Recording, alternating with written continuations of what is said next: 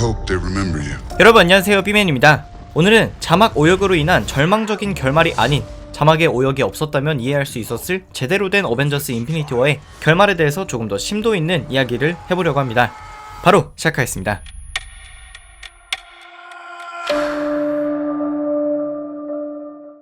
우선 타이탄에서의 전투가 막바지에 달았을 때, 즉 아이언맨이 맹공격을 퍼부었지만 결국 실패하고 타노스가 아이언맨에게 최후의 일격을 날리려 할 때입니다.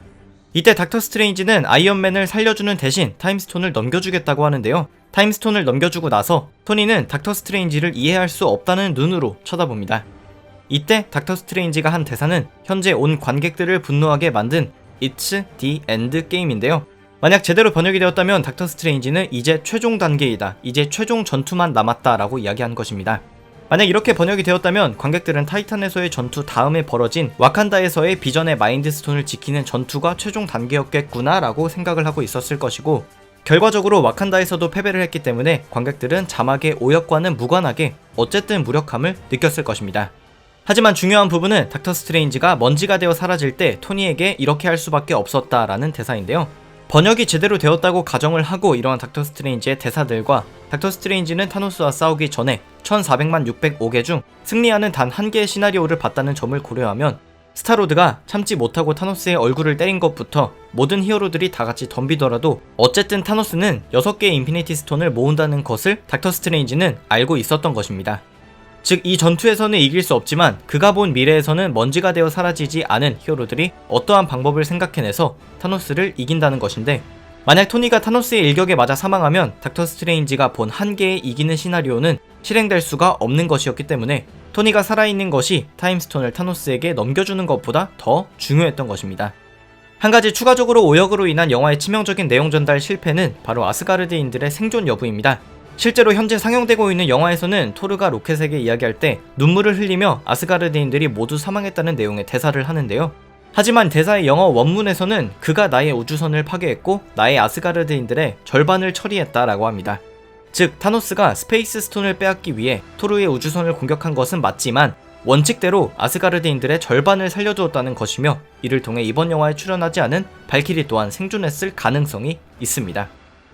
두 번째는 이번 영화의 생존자들, 즉 캡틴 아메리카, 아이언맨, 토르, 헐크, 블랙 위도우, 워머신, 로켓, 네뷸라, 오코의 음바쿠 중 어벤져스 1편에서 치타우리 종족과 뉴욕에서 싸운 어벤져들은 모두 살아있다는 점인데요. 이번 영화에서는 이름만 한 번 언급된 호크아이의 경우에도 감독들인 루소 형제의 말대로 호크아이만의 중요한 역할을 맡겨놓았다라는 점을 고려할 때 어벤져스 1편의 멤버들이 생존자라고 보는 것이 맞는 것 같습니다. 어쨌든 이들의 생존과 지난 영상들에서 여러 번 강조했던 어벤져스 4편의 유출 사진을 고려해보면 닥터 스트레인지가 본 미래, 즉 타노스를 쓰러뜨릴 미래가 이 원년 멤버들의 손에 달려있다는 것을 알 수 있습니다. 세 번째는 비전의 생존 여부입니다. 물론 마인드 스톤을 통째로 타노스에게 뜯겨서 사망하는 것이 확인되었지만 그 전에 슈리가 비전의 정신을 구성하는 2조 개 정도의 신경 접합부를 재구성하고 있었다는 것을 아실 텐데요. 비록 중간에 코버스 글레이브가 들이닥쳐서 이 과정을 방해했지만 어쨌든 비전의 정신의 일부는 슈리에 의해서 백업이 된 상태입니다. 그렇기 때문에 만약 타노스의 손가락 튕김으로부터 슈리가 살아남았고 비전의 경우 먼지가 되어 사라지지 않은 신체가 있기 때문에 현재로선 생존 가능성이 높은 캐릭터들 중 하나입니다.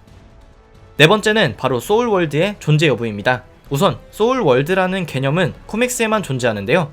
이는 소울스톤 안에 존재하며 소울스톤이 창조해낸 가상의 공간으로 영원히 갇혀있는 곳입니다.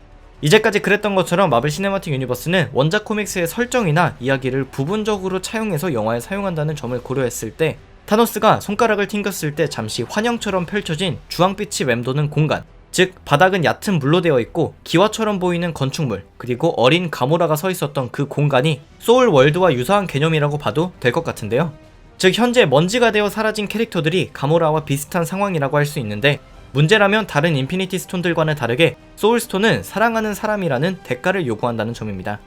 즉 이러한 장치는 영화적으로 사용되기도 좋지만 무엇보다 디즈니의 계약이 끝나가는 히어로들을 정리하기에도 굉장히 합리적인 조건을 갖추고 있다고 볼 수 있기 때문에 추후에 어떤 식으로 사용될지가 기대되는 부분입니다. 여기에 추가적으로 기억해 두셔야 될 점은 바로 타노스가 손을 튕기고 나서 그 견고했던 인피니티 건틀렛이 굉장히 많이 파손된 상태였다는 점인데요.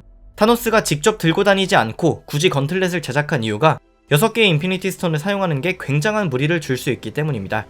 그 사례를 대표적으로 보여준 게 파워스톤을 맨손으로 잡았던 스타로드와 나머지 가디언즈 오브 갤럭시였는데요. 절반은 인간, 절반은 신으로 분류되는 셀레스티얼이었던 스타로드의 신체가 거의 부서질 정도였으면 6개의 인피니티 스톤을 한꺼번에 사용하는 것은 더 엄청난 부담이었을 것입니다. 즉, 다음 영화에서 이 건틀렛을 사용해서 죽은 어벤져들을 살려낸 캐릭터가 본인의 죽음까지 감수해야 할 정도로 엄청난 위험에 빠지게 될 것임을 예고해주는 요인입니다. 네, 그래서 오늘은 어벤져스 인피니티 워의 결말 부분을 조금 더 깊게 이야기해보았습니다. 재밌게 보셨다면 추천과 구독, 그리고 댓글도 부탁드립니다. 감사합니다. 지금까지 삐맨이었습니다.